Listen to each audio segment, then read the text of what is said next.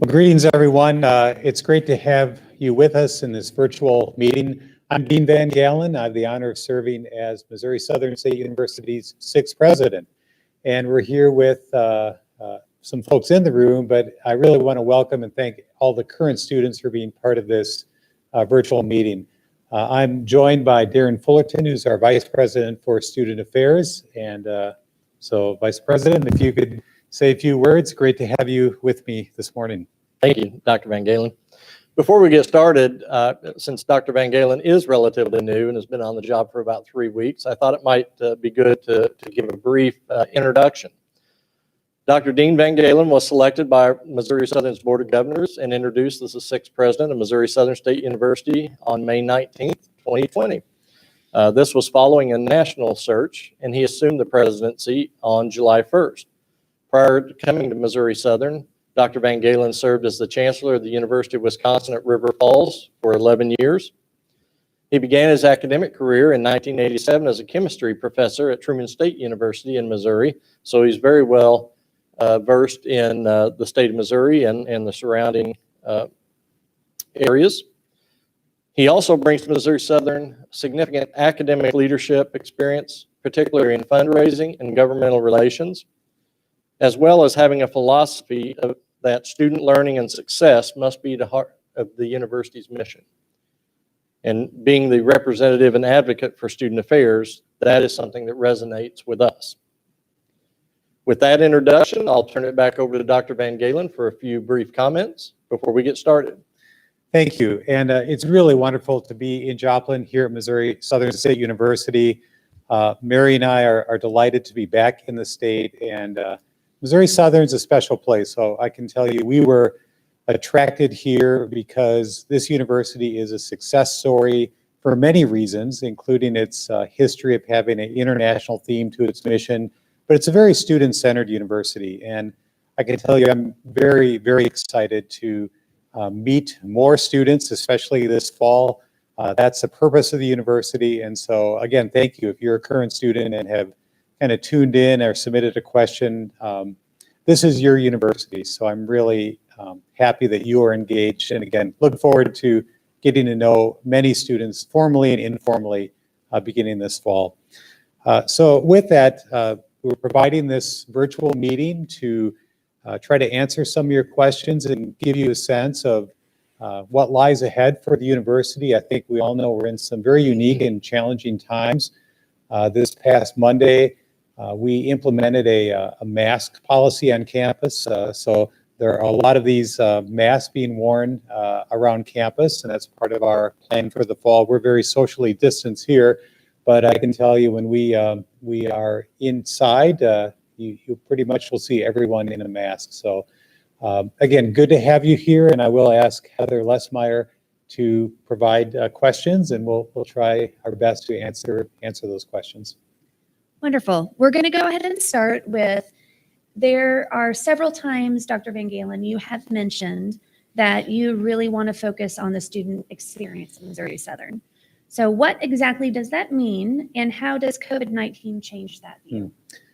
So for me, a university starts with the students. They're the purpose for the university. We need to be all about providing students with great opportunities, supporting them, helping our faculty and staff provide a quality education, great experiences both in and out of the classroom. A few months ago, I saw a YouTube video by Simon Sinek. I would encourage you to Google it if you're interested. And he really talked about the importance of the why. And it was striking, and I think it connects with the idea of students at a university. He spoke about, we spent a lot of time on the what and the how. And I think that's true in our lives in general. But we always need to remember the why. What is the purpose for what we do? And as a university, that purpose is our students. And so that's really where I start from. And one of the reasons that I find Missouri Southern very attractive is there's a culture here that focuses on the students and helps them succeed. So I'm just delighted to be joining and hopefully contributing to that culture. I think what it also means is providing students with really engaging experiences. And for me, those are opportunities such as undergraduate research or study abroad or internships or participation in clubs, organizations, or being a student athlete.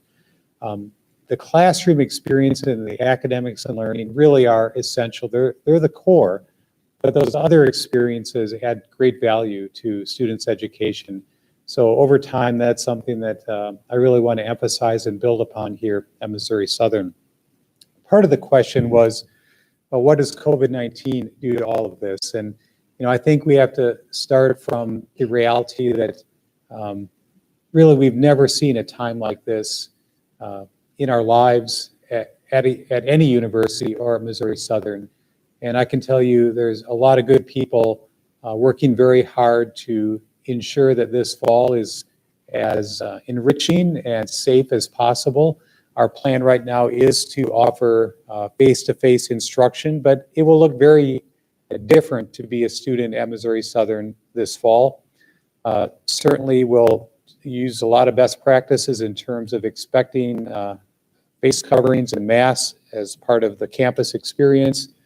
We'll look at social distancing, sanitation, a lot of things to provide as safe and healthy an experience as we can, while at the same time really listening to our students, many of whom greatly value those experiences that involve person-to-person relationship building. So like every university, we're trying to balance that, but I feel very good about what we've done.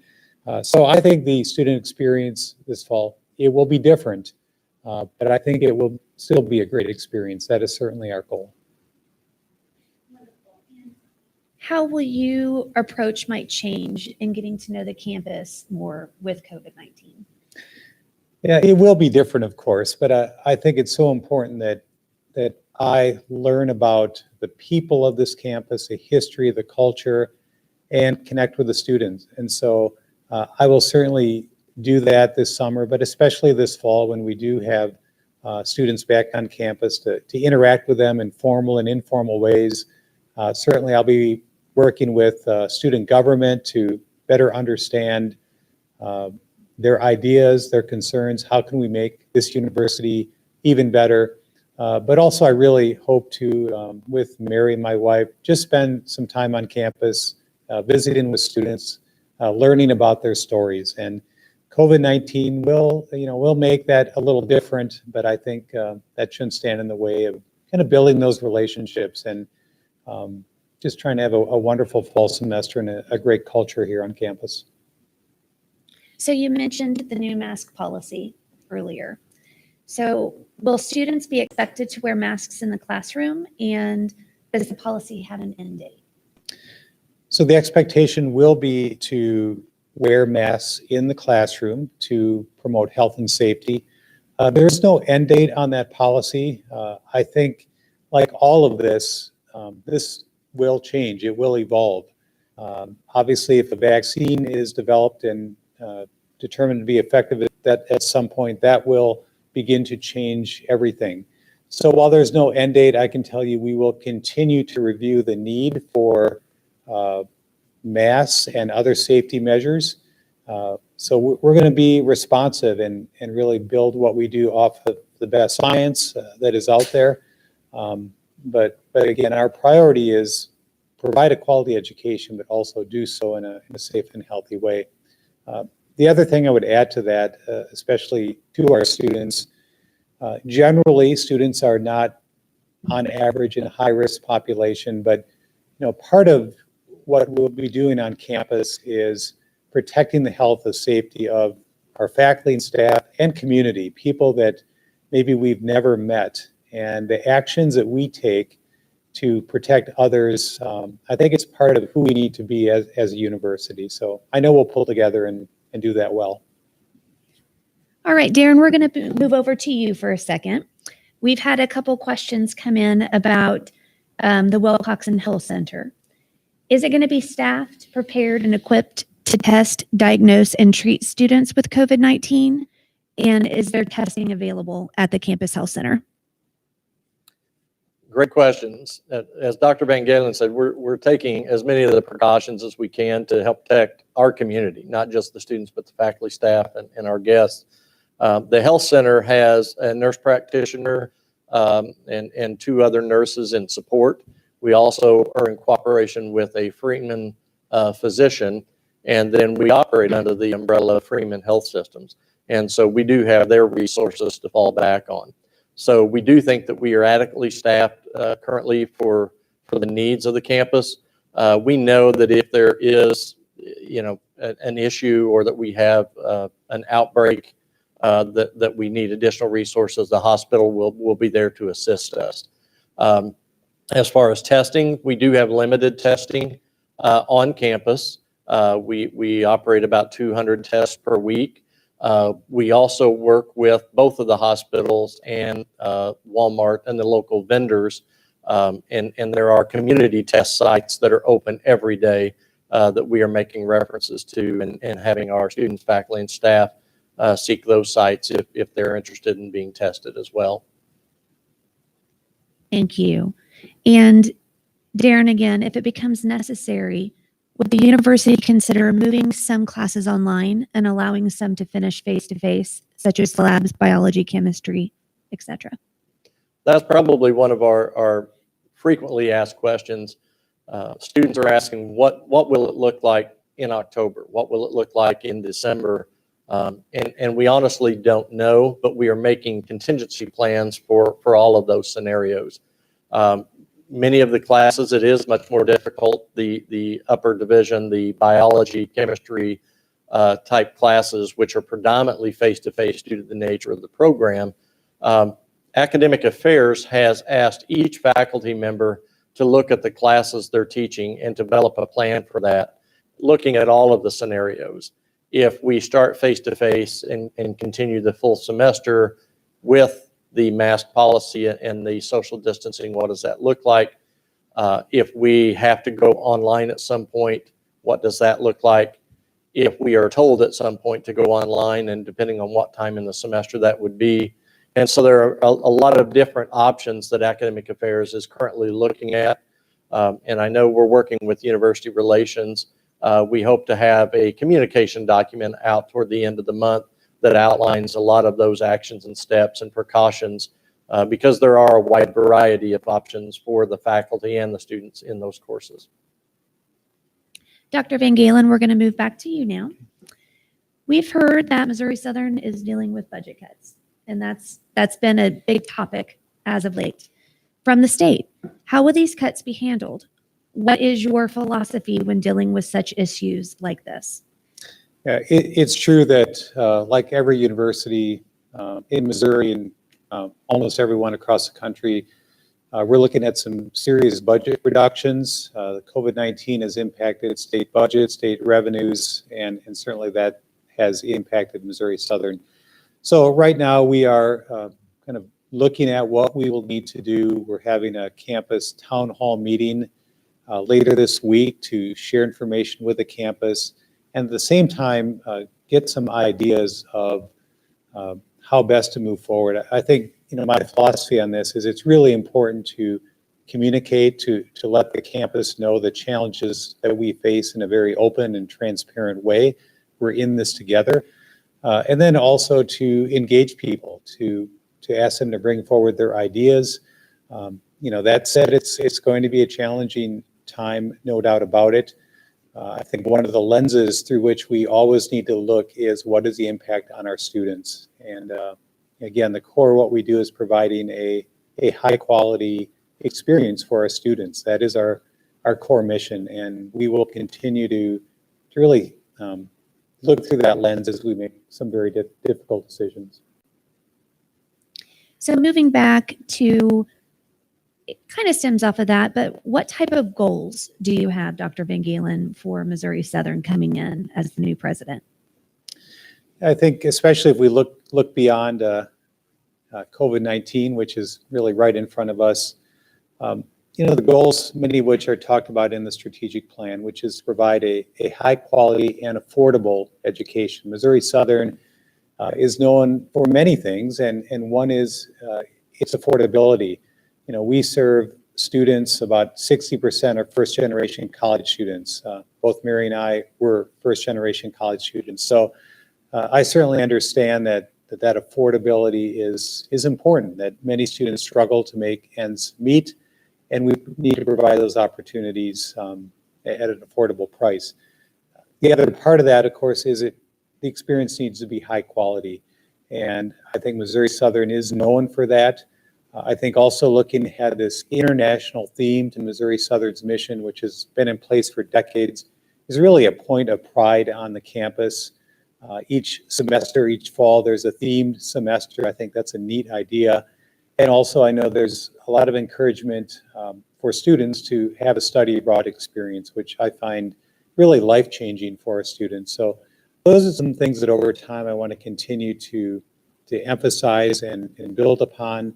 I also think that private support, philanthropy, charitable giving has really helped the university in many ways, but I'd like to try to move that forward even more, because those scholarships, that supportive academic programs from alumni and friends is very important. And since I'm speaking to current students, we always hope that someday you're an opportunity to give back to Missouri Southern in a way that's meaningful to you. So I guess I want to plant that seed today as well. Talking about international students, will the university consider any face-to-face options for international students if the university is made to go online during the semester?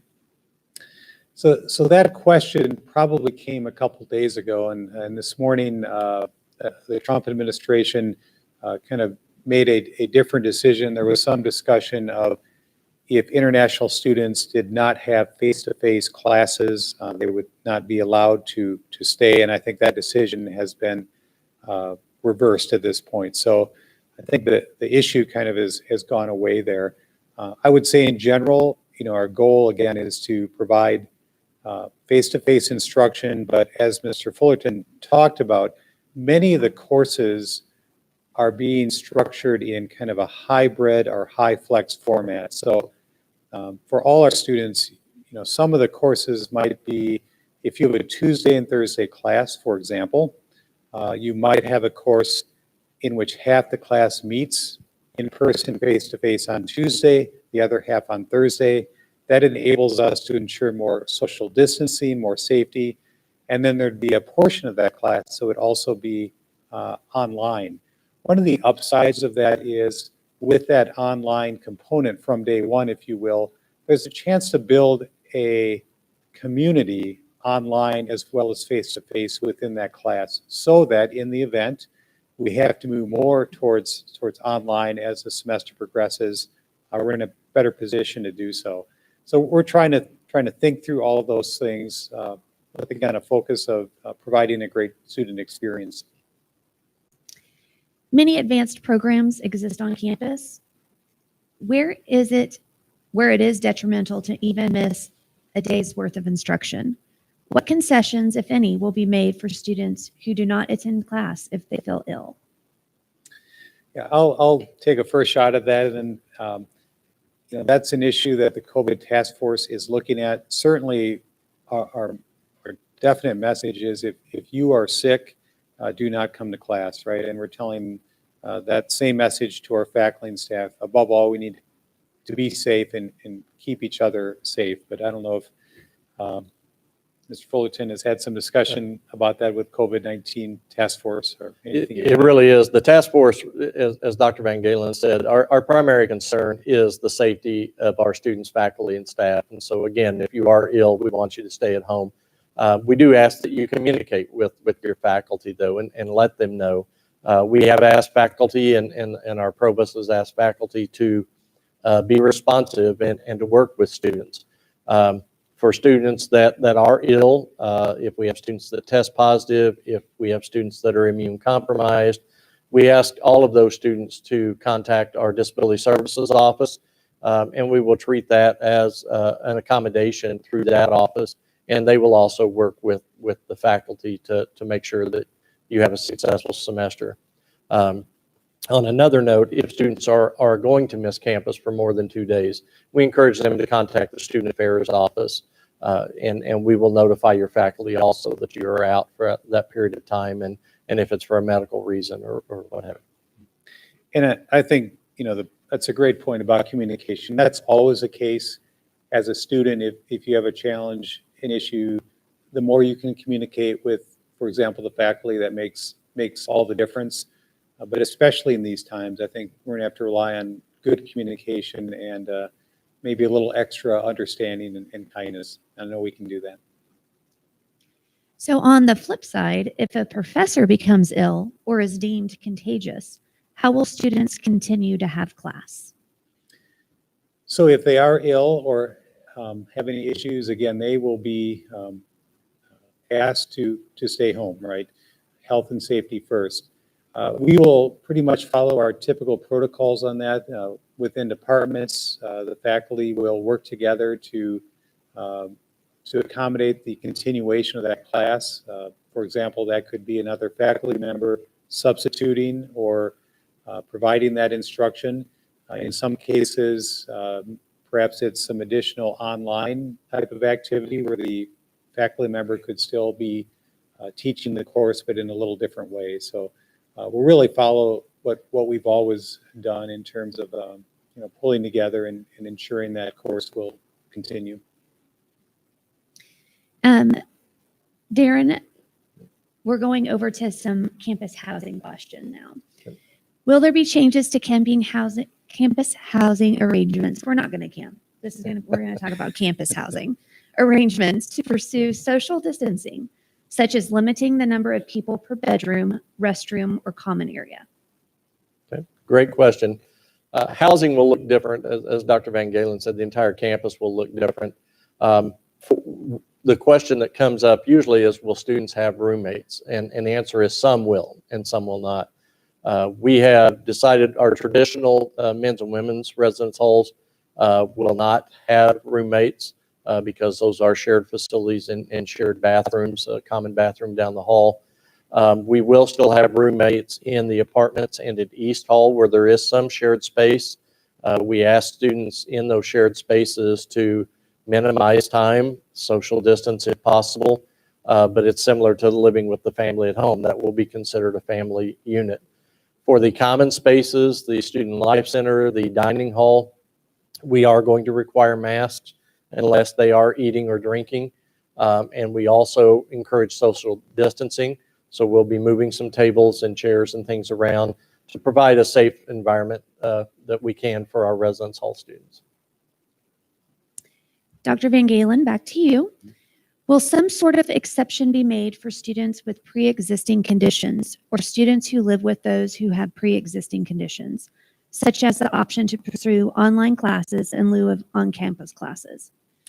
Yeah, I would bridge back to Vice President Fullerton's comments about the first option would be to go to disability services, and they can work with individual students on those types of issues. And so I guess that would be the best approach initially. But again, we're committed to a safe and healthy campus. Darren, there has been a lot of questions come in about clubs on campus. So are clubs going to be allowed to meet face-to-face? And if so, are there any specific health regulation that they will need to be following beyond masks and social distancing? That's a great question. At any given time, we have anywhere from 65 to 75 different registered student organizations or clubs on campus. We are not canceling any of those meetings for those students. We are asking them to abide by the guidelines that we're following and that the CDC has established. We will ask them to social distance. Many of them will meet in Billingsley Student Center, but for those that meet in academic spaces, we may have to look at a little larger space than what they've traditionally used. In the event that we're not able to socially distance appropriately, they will need to maintain their mask during those committee meetings. The only real restriction that we have on registered student organizations at this time is that travel will probably be limited in the fall, and that's not just for students, that's for faculty, staff as well. With the precautions and the travel limitations and the hot spots around the country, travel will definitely be limited. So we'll do more training and more group meeting virtually, and try to provide the resources for those groups that in that format. But really, as far as restricting or limiting their group meetings, we will not do that at this time. To continue that question, we talked about travel, but what about clubs going off campus to attend club events, such as volunteering for shelters, picking up trash, etc.? Again, as long as they're using the social distancing guidelines, we still encourage them to have that active experience that Dr. Van Galen was talking about. I think that they need to work closely with their advisors and make sure that they are able to do that safely, that they do have masks, that they are able to social distance. Do they have gloves? Do they have the proper attire? And those sort of things. So we'll want to make sure that they are in communication with their faculty or staff advisor, but we don't see those volunteer opportunities as travel out of state or across the state or those sort of things. So those would be acceptable at this time. Dr. Van Galen, we're going to come back to you. This is one of probably the most difficult questions and one of the most common questions we've been receiving as of late. Will the university be offering a larger online selection of upper division courses that students need to graduate? In the case students do not feel comfortable coming to campus for face-to-face classes, and what provisions will be made for students, specifically seniors, who have limited opportunities for internships and study abroad? Yeah, that is a good and a difficult question, one that frankly we are working on right now. I know there's a lot of interest in more upper division online classes. We're working with our provost, Paula Carson, to look at the schedule to try to provide more of that. But I don't have a firm answer on that today. But one of the values of these types of meetings is we get to know what is on people's minds, and so we're gonna work on that, and we hear you. So we're going to ask a non-COVID question, which is great to have. How do you plan on building the university's relationships with the Doppling community? Yeah, that's a great part of the job. I've already really enjoyed getting to know a bit of Joplin and the region. I've met with some of the business CEOs, the superintendents from the area, business leaders, alumni, and so I'll continue to get out into the community, build those relationships. You know, a real important part of Missouri Southern is its connection to not only Joplin, but the four-state region, and that's become really clear to me. I'd like us to look at more opportunities for internships for students, for community service opportunities, for more connections, and then also internationally, you know, right? How can we bring our international theme to the community, invite more people to campus? So that's a great part of the job. You know, the other part I would say is one of my favorite experiences so far in the last 3 weeks is the hometown tours that I've been doing. So this idea is to have a current student give me a tour of their hometown and tell me what's special. I learned about why they came to Missouri Southern. So far I've been to Carthage and been to the Jasper County Courthouse and learned a little bit about that great history there. And then also, you know, going to Webb City, been to Carl Junction, went to Randy's Drive-In up there. So it's been great to spend a little time with students, but also going to Neosho in the future, Miami, other places. So I think it's really important for me as a new president here to understand the region, the connections, where our students come from. And I'm just looking forward to this fall of hearing many more stories from students about their lives, where they come from, why they chose Missouri Southern. And then what I hear again and again already is the difference that our faculty and staff make in the lives of our students. And I know if those on the virtual meeting were here, they could tell me about people at Missouri Southern who've made a difference in their lives. And that's what we do. So yeah, very excited about that. Do you have any specific goals, or what's your major goal? Where would you like to see Missouri Southern in the next 5 years? Well, that's a big question, and I've been here 3 weeks. So on one hand, of course, I need to learn more. But I'll go back to kind of my guiding principle as an educator and a leader, and that is the student experience. How do we best support the success of our students? And that involves many different aspects of campus life, of decisions we make, opportunities that we provide. Again, our university has a strategic plan that involves, quality, affordability, making connections in the community and region. But to me, it all starts and stops with our students. And so that's my guiding principle. That's kind of who I am. And I just look forward to learning more about the great things that have already been built here at Missouri Southern by Dr. Marble and others, and then working with others to develop a vision for the future. There have been several safety type issues come in, questions, so I'm going to try to combine a few of them and open it up for both of you to help share the answer. So if students aren't feeling safe going back, is there an alternative for them without getting a penalty or being held back? And with the cases rising in the community, what are we doing on campus to keep these students safe? I'll take first try at that. It's the cases are rising in the community. Fortunately, the cases in the community are fairly age specific, and the demographic of most of our students are not falling into that category. As far as what we're doing to make them safe, some of the things that we've already talked about, the mask policy, we have installed over 200 hand sanitizers across campus. Dr. Van Galen talked about the flexible academic schedule, the high flex or hybrid flexible schedules where you may alternate to minimize the numbers. We are, even though masks are going to be required, we are anticipating each academic class will attempt to social distance if at all possible.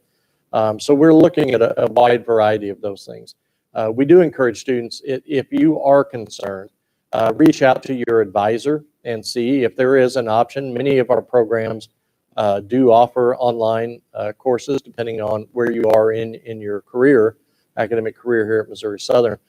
So our advisors in the Advising Counseling Testing Center, as well as your academic advisor in the discipline, can work with you to see if there is a more flexible schedule that will meet your needs and to put some of those fears at rest.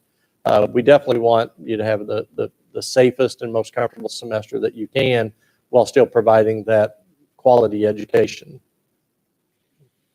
Yeah, and I think that's connecting with your advisor is really important, because your advisor will be able to look at where you're at in your academic program, kind of what's left, and are there some pathways maybe you haven't thought about that you can work with your advisor on that would help with some of those concerns.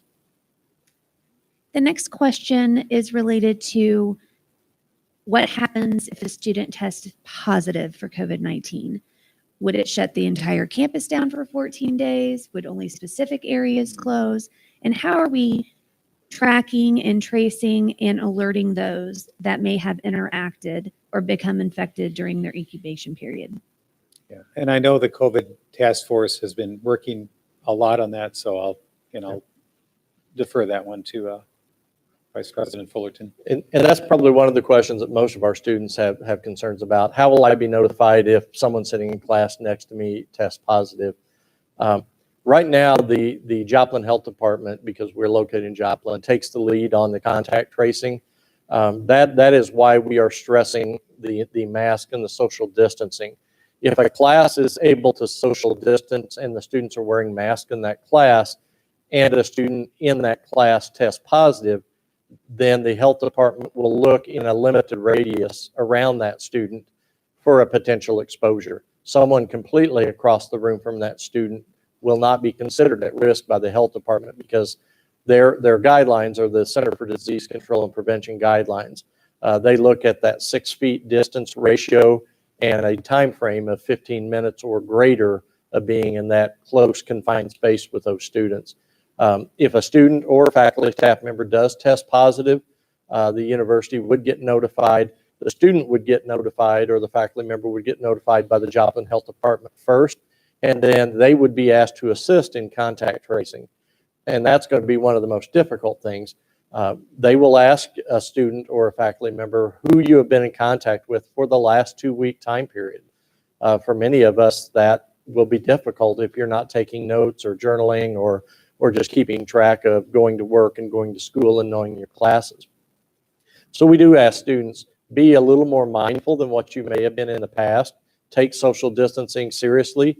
The faculty will be social distancing in the class, and then work with us. The health department will contact you directly, but they'll work with the university on the contact tracing. And then they will also be sending letters out to people that you have been in contact with. The university itself won't be allowed, unless there are changes to the operating guidelines currently, to contact students directly and to give that information out. That will come directly from the Joplin Health Department. We've got other questions coming in about events on campus, apart from more of the external events. Will those still be held on campus? Will we still have internal events on campus? For external events, at this time, the university's made the decision to not have what we call external events, outside rentals, through the end of December for the fall semester. For internal events, we are still looking at hosting those, but many of those events will have to be modified just to meet the precautions and the CDC guidelines. For an example, Southern Welcome, our freshman orientation, is going on today. We are social distancing. It is a drastically different program than what we've done in the past, where we had several people in the ballroom together. We are social distancing. We're doing more individual one-on-one tours and those sort of things. For campus events, Dr. Van Galen mentioned the theme semester and a variety of events, the campus activity board, RHA events. Those groups will still be providing activities and events during the semester, but they will be different. We will ask them to implement the same guidelines. So masks will be required. They will be asked to social distance. And so a variety of those events will be spaced out, but will still occur on the campus. Some of the events may have to be postponed. We are looking at a virtual community day event. Community days where we have over 100 vendors on our campus on the Oval. It's very difficult to social distance 2,000 to 3,000 students and 120 some vendors. So Career Services is looking at a virtual event for that. Picnics and those sort of things. Right now, we're still working on the design for those to see, is it possible? There may have to be some cancellation and or modification of those events as we go further into the semester. Are school breaks going to be different this upcoming semester? Other universities are looking at combining Thanksgiving and Christmas break with online classes the last 2 weeks of the semester. How do you feel like that might happen at Missouri Southern, or are there any plans for that? So currently, our plan is to go with our existing academic calendar. I know other universities have looked at that.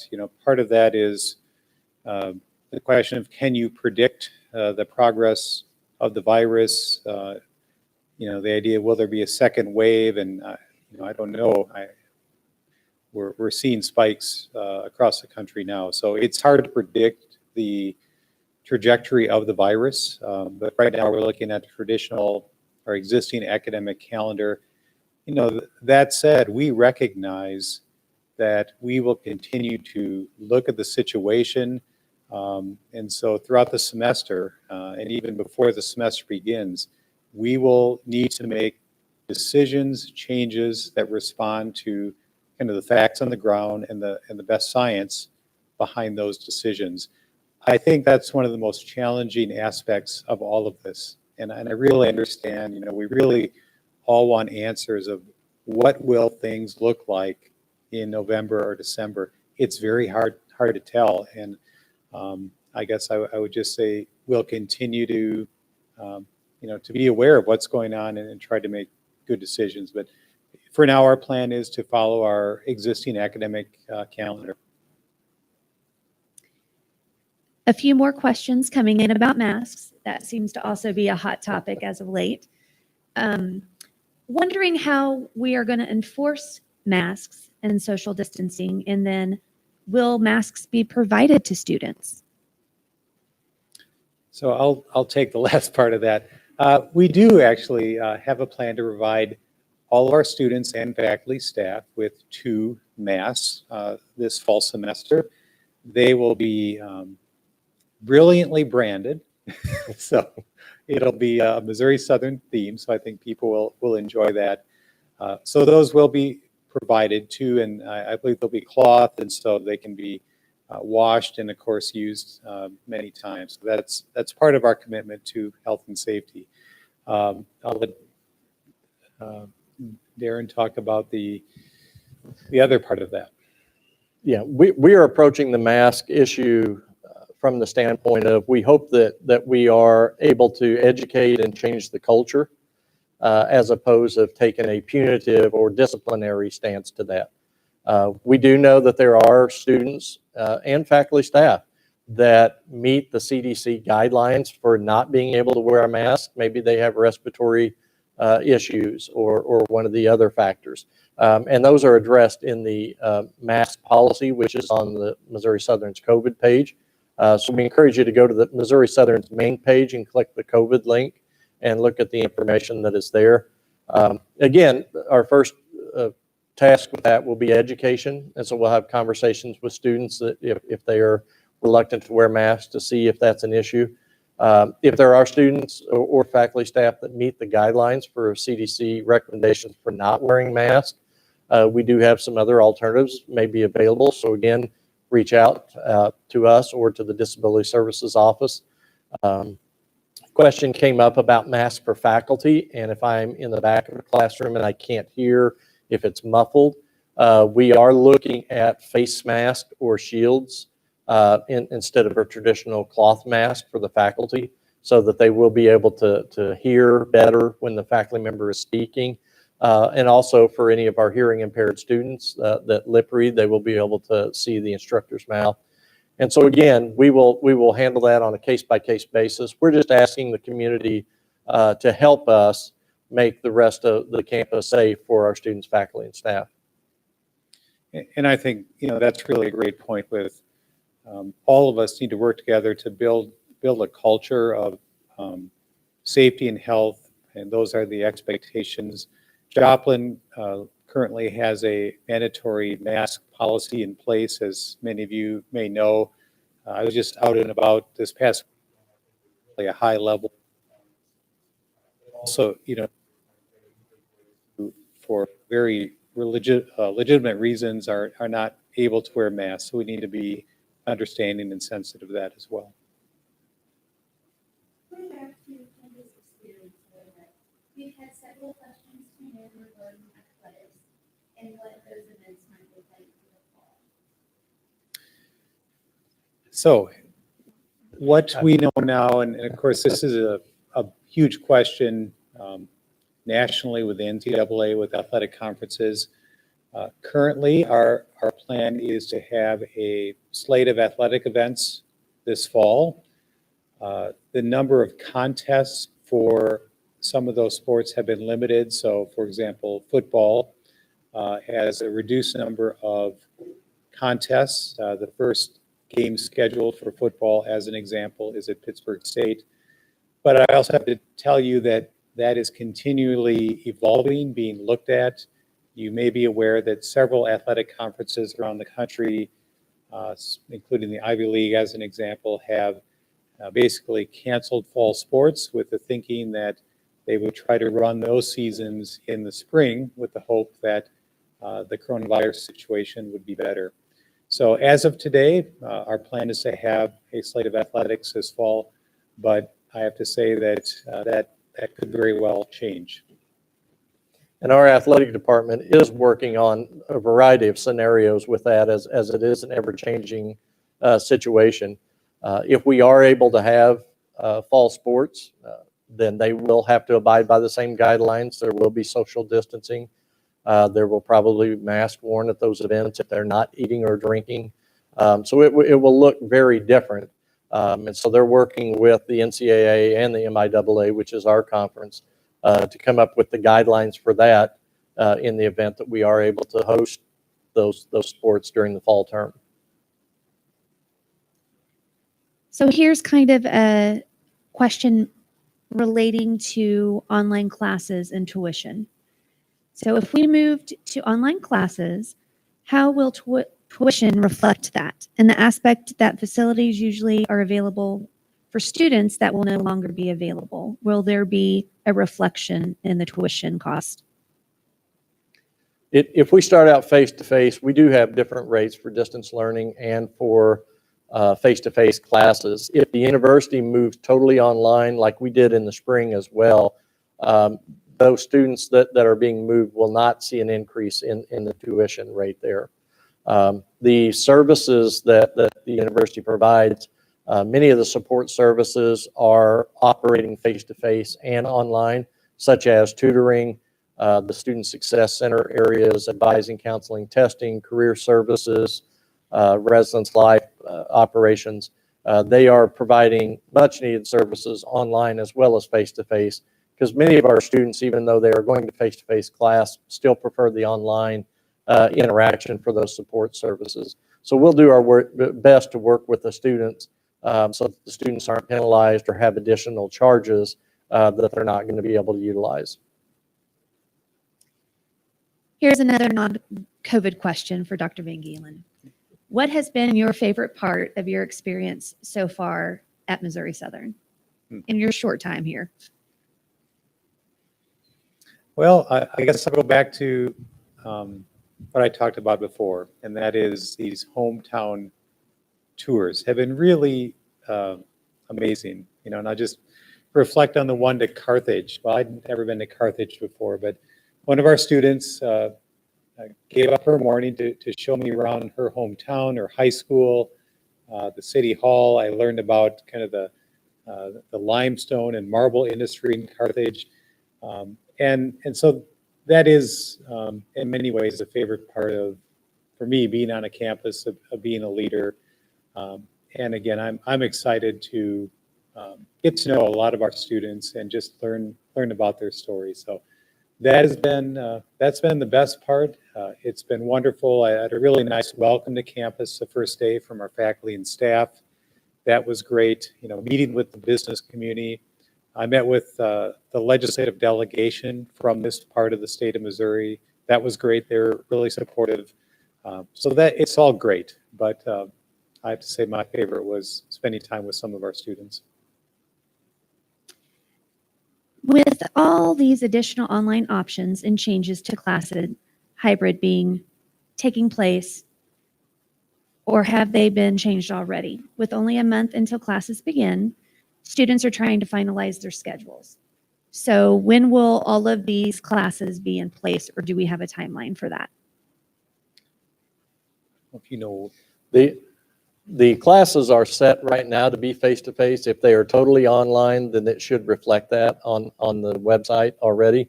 By August 7th, the Academic Affairs will have their listing from each of the faculty outlining the specifics on how they plan to social distance and modify their class. So by August 7th, they should have a detailed plan of how each individual class will be able to adapt to meet the needs. Some of the classes are moved into a larger environment so that they can maintain social distancing. Some of them will do the hybrid flex model that Dr. Van Galen talked about.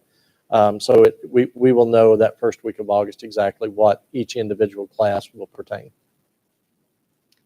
Here is a very, I think, an interesting question coming in from an international student. They have to travel great lengths to come here. For those who do not feel safe in traveling from a country to country and then state to state to get to Joplin, maybe is there a way that Missouri Southern can team up with local universities where those students live abroad or colleges to see how they can best accommodate those students? Or are there indications being made for this? I think Dr. Stebbins, the director of our International Studies program, is in contact with our partner institutions. We have around 12 different universities internationally that we partner with and that we exchange students with. And I think that he has been in communication with those universities, primarily because of the earlier federal mandate that international students could not remain in country, to see what they could do. So I know that there's communications going on. We would have to see, ask Dr. Stebbins for a follow-up to get some specifics on what's happening on that front. We have about 10 minutes left in the hour, so we'll just take a few more questions here.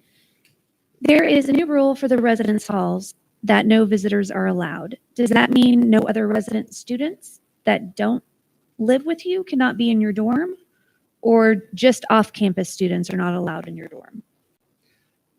The rule right now is for off-campus students being in the residence halls. Other residents already live on campus, and so they've gone through the check-in process. We're just trying to minimize the amount of students over there that don't live here daily, that are coming from off campus, or even the number of non-students, which would make contact tracing and potentially provide greater chances for exposure to our students that live over there each day. So that would just be for off-campus individuals or non-students, not residents in the residence halls. When we went to all online classes earlier last year, there was some issues with students not having access to computers and or internet services.